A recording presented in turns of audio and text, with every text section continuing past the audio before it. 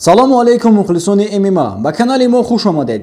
дар ҳамин видео лайк монед ва барои дастгирии канал комментария нависед ва мо оғоз мекунем.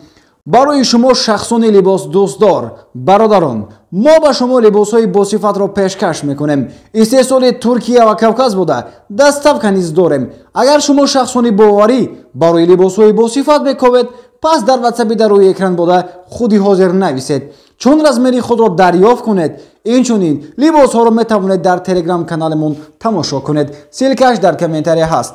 имрӯз варзишгари тоҷик Лоиқ Раҷабов пас аз ғолибият дар UFC ба Тоҷикистон омад. Лоиқро дар форгоҳ бисёр хуб пешвоз гирифтанд. 9 март ӯ дар турнири SCA 153 барои дастгирии варзишгарони тоҷик ташриф оварда буд. ёддост мешавем ки Лоиқ Раҷабов аввалин муҳорибаи худро дар UFC бар зидди Степан Рибович гузаронд, ки бо тасмими доварон ғолибиятро ба даст овард. генерали Лоиқ Раҷабов дар UFC маълум шуд. Раҷабов барои набард $26,000 гирифтааст. $13,000ро ҳамчун дебютант ва $13,000ро бошад барои пирӯзӣ, гуфтанд аз наздикони варзишгор дар суҳбат бо Спутник Таҷикистан. аз ин маблағ 10%-ашро мураббӣ ва 15%-ашро бошад менеҷер мегирад.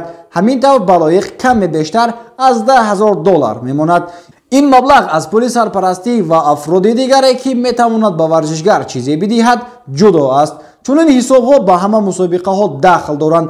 ёдовар мешавем ки давоми як ҳафта якбора ду муборизи тоҷик Лоиқ Раҷабов ва Нурулло Алиев аввалин пирӯзии худро дар лигаи UFC ба даст оварданд.